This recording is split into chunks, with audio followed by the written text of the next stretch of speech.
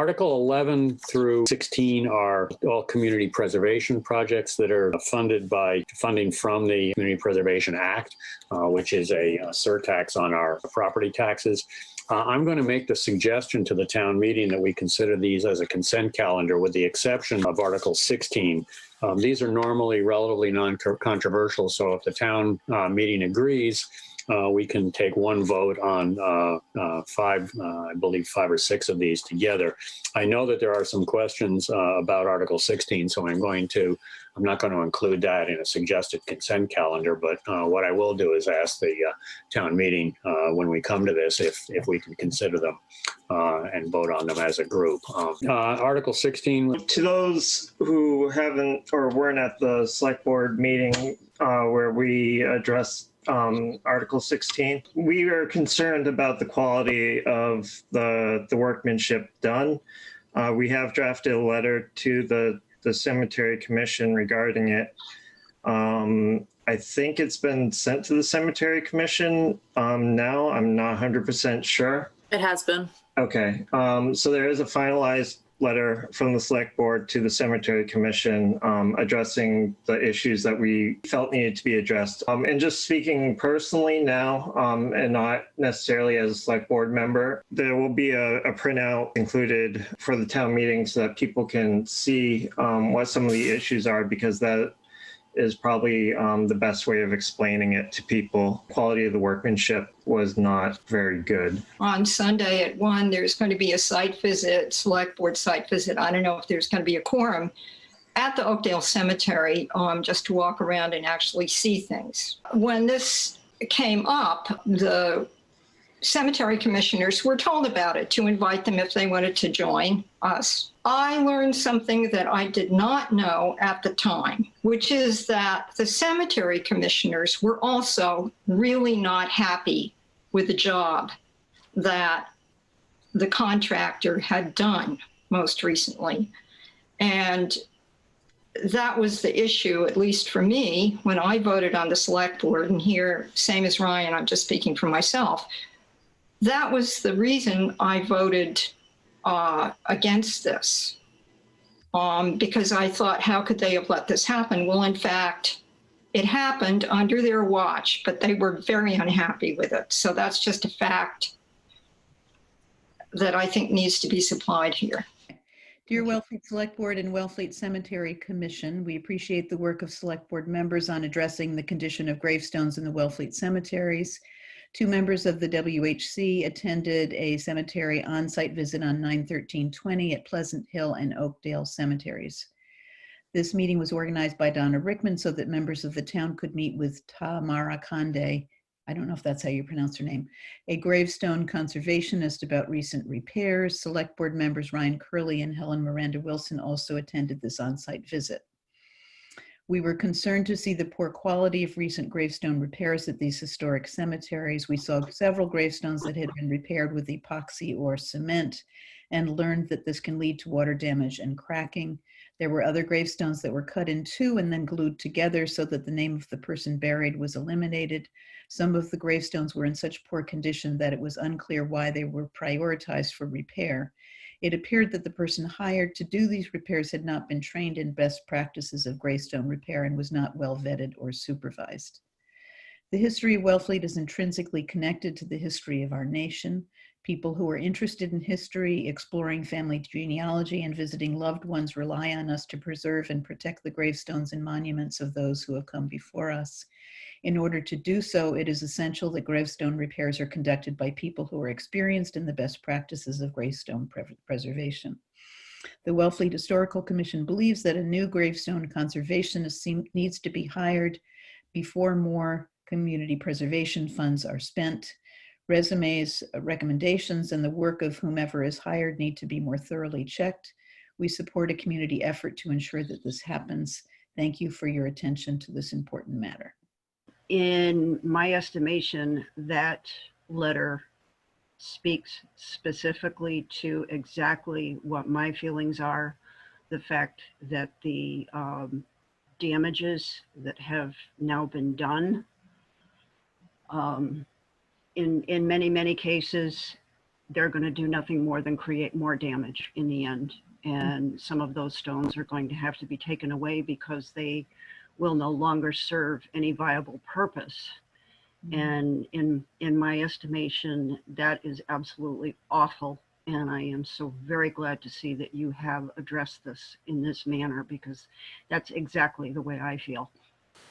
Article 16, may I have a motion, please? Mr. DeVasto. Yes. I move to accept and adopt Article 16 with the wording of the motion to be as printed in the motions booklet. Is there a second? Second. It's been moved and seconded that Article 16 be accepted and adopted as with the wording of the motion to be as printed in the motions booklet. Debate on the motion? This is a request for community preservation funds to go to the Cemetery Commission as part of their restoration plans for the Wellfleet cemeteries. If you look on the handout pages, on page, what is it? It's in the middle, 1, 2, 3. But anyways, there's pictures there, there's 2 pages of some of the restorations that have been done. They are not good. And because of that, I think that we need to pause any additional restoration work until we can get somebody that's qualified to actually do the work and oversee it and make sure it's done right if any restoration work is done at all. It's a very small amount, but it is, I mean, the quality of the work is really bad. And it probably is permanently damaging some of the grave markers. And it's not done in a way that is respectful of the deceased's wishes either. There are instances where footstones have been set in concrete next to the headstones of the deceased rather than at the footstones where they belong. I think we need to always be respectful of those who are buried there, as well as, you know, make sure that everything is done correctly in the first place. Thank you. My name's David Agger, and I'm representing the Wellfleet Cemetery Commission in support of the CPC funding of $10,000 to continue with our 2014 5-year strategic plan to improve the beauty, accessibility, perpetual care, and restoration of the grounds and historic headstones and other memorial markers in our town of Wellfleet cemeteries. As we are completing our 4th year of the plan, we are excited by the improvements, and we and our community partners and resident volunteers have made them with lots of efforts. We also recognize that there is a limit to the restoration of damaged headstones and memorial markers available to us. Most of the remaining fallen headstones are so damaged that we've decided that it's not worth the time, effort, and money to attempt to salvage them. During this past year, we have not been satisfied with the results of some of the attempts to rescue several of them, and not at the fault of the expertise of the professional craftspeople we've employed. To that effect, the focus of this coming year with this CPC funding will be the stabilization of upright headstones and the remounting and securing of downed, intact markers in the Oakdale and Pleasant Hill cemeteries off Grosse Hill Road behind the police station. We invite you to please come and visit these cemeteries and view your tax dollars at work. In response to the lack of support for this funding by the Wellfleet Select Board, we can only express our disappointment that there was never any attempt on their part, individually or as a board, to contact us with their concerns about this funding or our past, current, and/or future goals. We thank you in advance for your support, and as an aside, we invite you to our annual fall cemetery cleanup Saturday, September 26th from 9 to noon at Pleasant Hill and Oakdale ceremonies. First of all, I can understand Mr. Agger's disappointment with the select board in not contacting his wonderful committee, but the COVID budget process was kind of tough. We were thrown things at us really fast, and I can see how our response can have been hurtful, so I apologize on behalf of the board. I know you're you're very committed and your board does good work. So reading between the lines of what you're saying, there's quite a lot of headstones on a limited basis, and there was a few restorations that perhaps your committee might have done differently too. And so you're going to maybe do next year a little differently, but that you remain committed to your good work. So that's how I'm kind of reading and interpreting what I just heard. However, the pictures were very convincing, and I think we should hit the pause button on this, and the cemetery commissioners can then maybe get a new contractor, whatever it is they decide to do. It's their decision. And to come back to us through the Community Preservation Act next year and get some more money. I don't have confidence in the process as it has gone on recently. Select Board voted not to recommend unanimously, and it was, as Justina said, kind of a case of COVID where we were having Zoom meetings, and correct me if I'm wrong, Mr. Agar, but I don't think anyone from the Cemetery Commission was on our phone call, and if they were, maybe we didn't see you raise your hand. But we didn't have the information.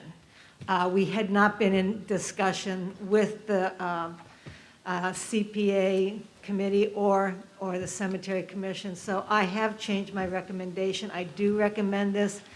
It is really important to keep these going. We've opened up discussion with the commission, and they get the idea, and I think even agree with us in some of the cases, and we will work together to keep the cemetery looking good, maybe change contractors, but this is all starting to happen kind of now, so $10,000 now, it's not even going to be appropriated for a while, and we can continue with it.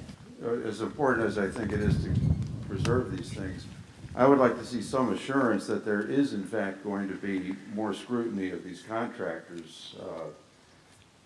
If these pictures are at all representative of what's been going on, that is pretty shoddy work, and as a contractor myself, I don't see how this could be considered acceptable. Community Preservation Coordinator, I just want to say that the CPC grants are not tied to any vendor or contractor. The CPC grant goes to the cemetery commissioners who, at their discretion, use the money. And as David just said, it's to stabilize the stones and not continue with the repairs, as you've seen some of the bad examples. Out of 100 or so stones, you're seeing 10 examples.